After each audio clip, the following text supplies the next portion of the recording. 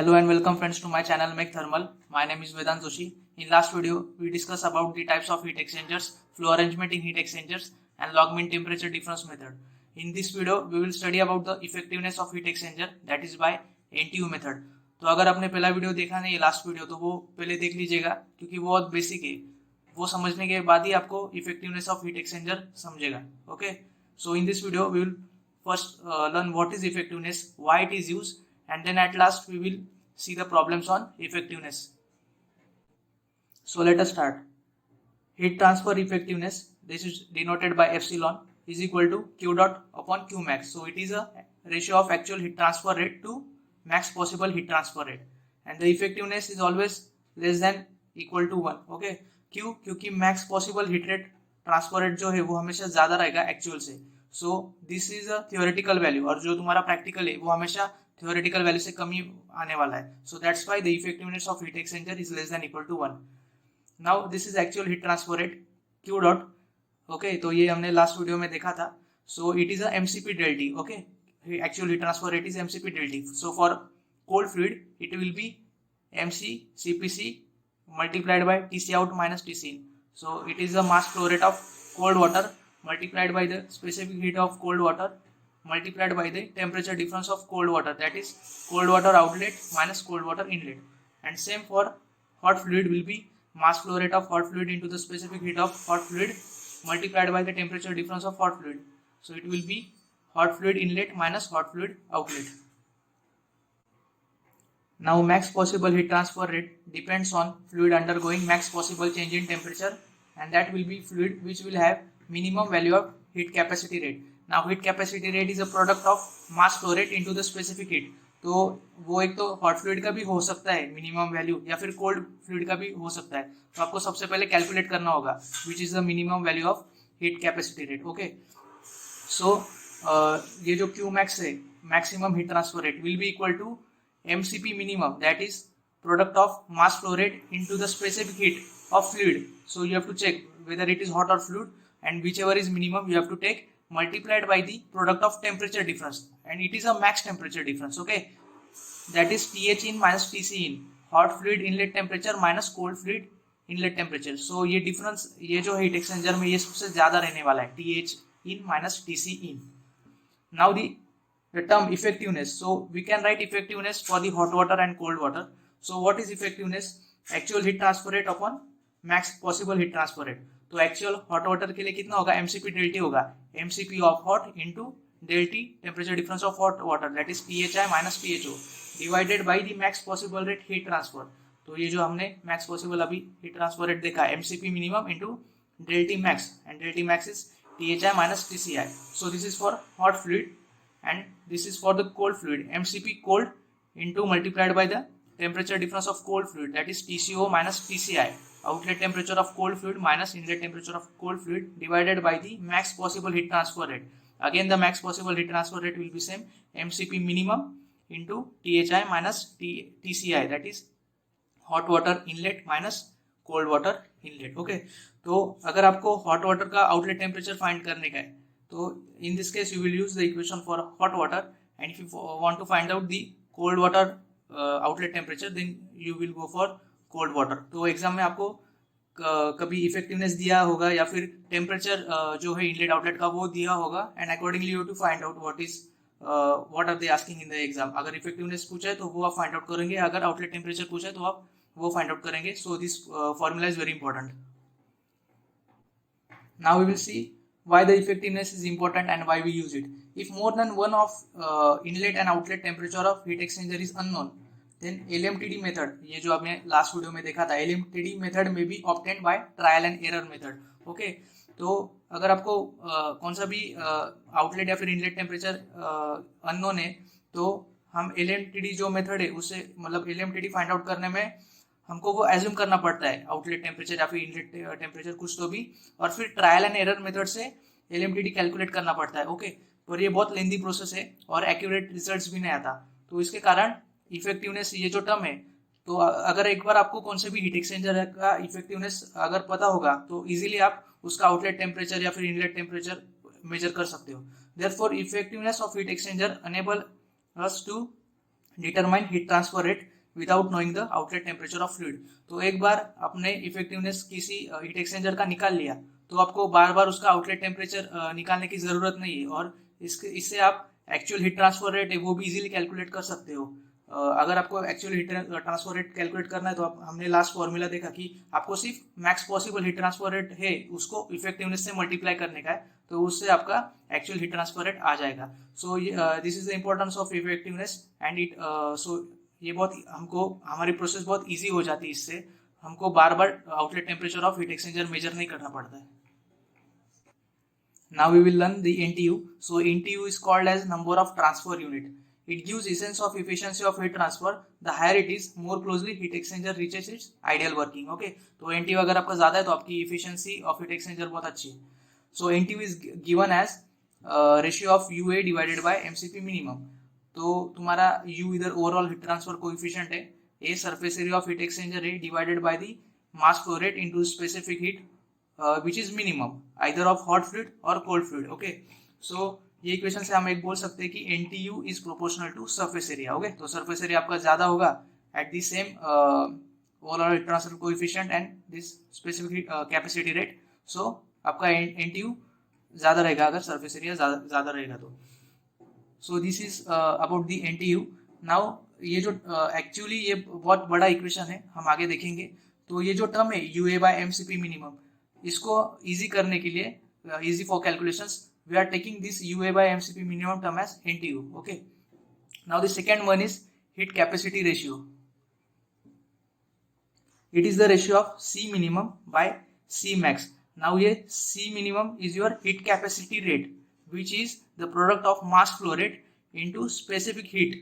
Okay, तो बहुत लोग कंफ्यूज हो जाते हैं ये सी में और ये सी में। ये हीट कैपेसिटी रेट का सी है और ये स्पेसिफिक हीट का सीपी है। ओके, सो सीपी मिन आएगा MCP minimum and C max आएगा एमसीपी मैक्स। तो जिसका मिनिमम रहेगा आइदर हॉट फ्लूइड और कोल्ड फ्लूइड वो ऊपर आएगा, और जिसका मैक्स रहेगा आइदर हॉट फ्लूइड और कोल्ड फ्लूइड उसका एमसीपी मैक्स नीचे आएगा। So this is the heat capacity ratio.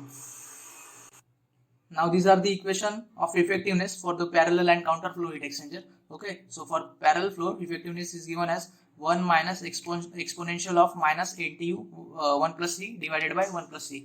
So ये देखो ये NTU इधर आ गया है, ये actually UA by MCP minimum है, पर अगर वो UA by MCP इधर डाल देते तो बहुत इक्वेशन कॉम्प्लिकेटेड होता है और कैलकुलेशंस में हमें दिक्कत आती. So that's why to making terms in simple way we are using it as NTU. Okay, और ये काउंटर फ्लो का इफेक्टिवनेस है, it is 1 minus exponential of minus NTU multiplied by 1 minus C divided by 1 minus C into exponential of minus NTU multiplied by 1 minus C.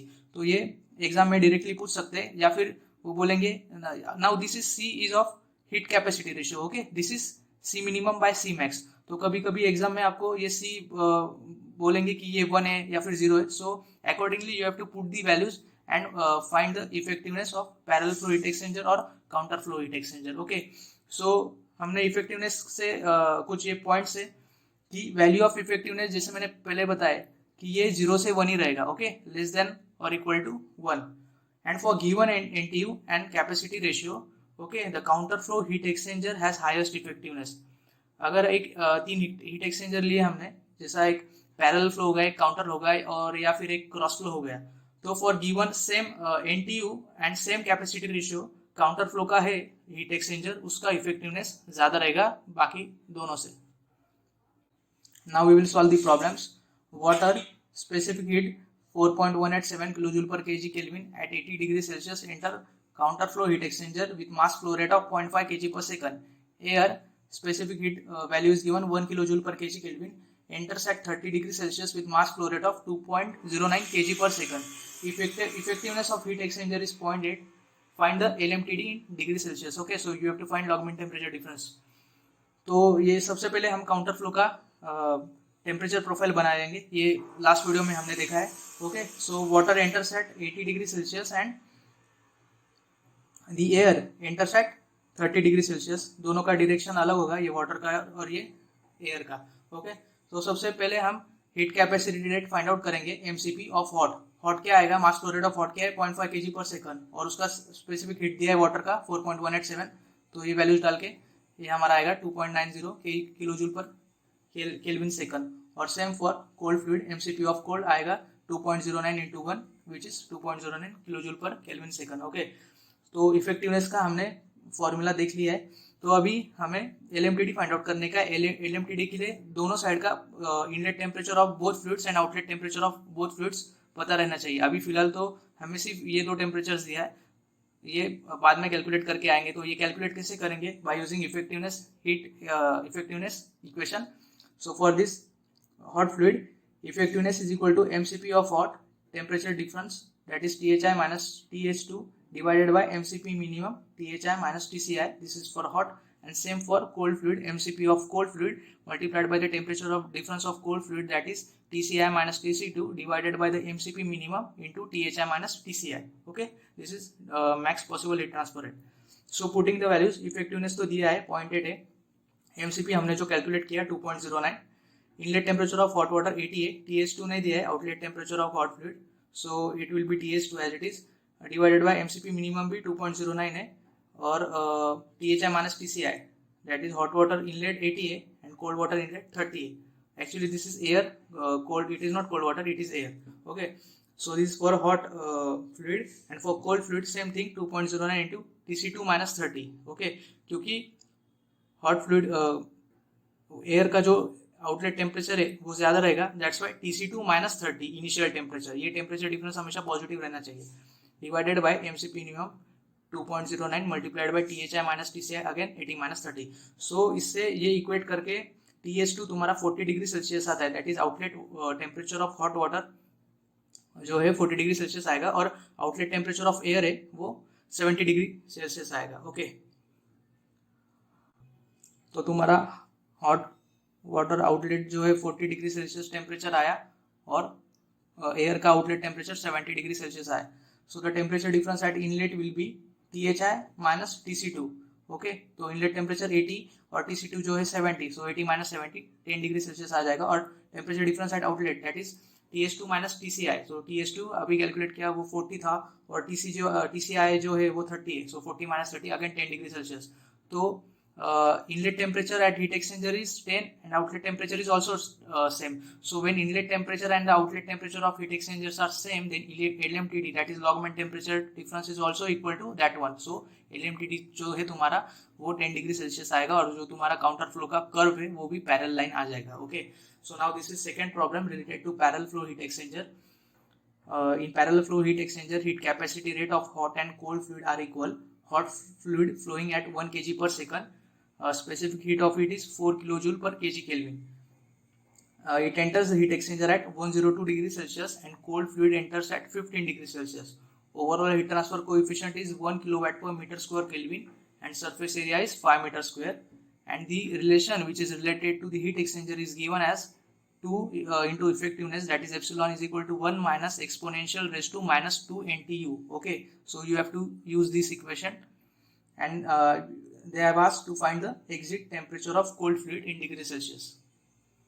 Now we will first write the given things. MCP of hot fluid is equal to MCP of cold fluid, which is given in the question, equal to 1 minus 4. So it comes out to be 4 kilojoule per Kelvin second. And the inlet temperature of hot fluid is given 102 degrees Celsius, and the inlet temperature of cold fluid is given, that is 15 degrees Celsius. Overall heat transfer coefficient is given 1 kilowatt per meter square Kelvin, and the area, surface area, is given as 5 meter square. Okay, so this is the parallel flow temperature profile TH1 TH2. Hot fluid ऐसा move होगा, cold fluid ऐसा जाएगा, इसका temperature कम होगा, cold fluid का बढ़ेगा। So NTU is given as UA by C minimum. Okay, ये हमने पहले ही देखा इक्वेशन में। So overall heat transfer coefficient is 1 multiplied by the surface area 5 divided by C minimum which is 4। दोनों का सेम ही है, या तो आप हॉट लो कोल्ड लो, दोनों का सेम ही आने वाला है because they are equal. So NTU comes out to be 1.25। Okay, तो ये जो रिलेशन दिया था NTU का और इफेक्टिवनेस का, 2 epsilon equal to 1 minus exponential raise to minus 2 NTU, तो NTU का वैल्यू हम इधर पुट करेंगे 1.25। So your effectiveness comes out to be 0.46। Okay, तो बाद में मैक्स हीट ट्रांसफर रेट जो है Q max, that is C minimum. Okay, this is heat capacity rate multiplied by THI minus TCI। Okay, so it will be MCP of minimum. तो MCP minimum अभी तो दोनों का same ही है, hot लो या फिर cold low. So it is 4 multiplied by 102 minus 15. Inlet temperature of hot fluid is 102 and the inlet temperature of cold fluid is 15. So तुम्हारा max heat transfer rate 348 kilowatt आ गया. Now as we have to calculate the outlet temperature of cold fluid, we will use the actual heat transfer rate Q is equal to effectiveness into Q max. Okay, तो effectiveness 0.46 आया और max heat transfer rate है वो 348 kilowatt आया, तो इसका answer finally आएगा 160 kilowatt. Okay, so now to find the outlet temperature of cold fluid, we will use the actual heat transfer rate of cold fluid, which is MCP of cold and into temperature difference of cold, that is TC2 minus TC1. Okay, so ये जो Q है तुम्हारा actual heat transfer rate 160 है, MCP del T that is specific capacity rate ये 4 है, और TC2 तो find out करना है, और TC1 is given as 15 inlet temperature of cold fluid. So ये सॉल्व करने के बाद तुम्हारा आउटलेट ऑफ कोल्ड फ्लूइड का टेम्परेचर है वो 55 डिग्री सेल्सियस आएगा. तो इजीली आप इफेक्टिवनेस से outlet temperature of heat exchanger calculate कर सकते हो. Okay, so this was all about the effectiveness of heat exchanger. Reference book और प्रीवियस ईयर सॉल्व बुक का लिंक मैंने डिस्क्रिप्शन बॉक्स में डाल दिया है, तो आप जाके देख सकते हो. So this was all about heat exchanger. So we will meet in next video. We will come with next topic. I hope you enjoyed the video. Thank you.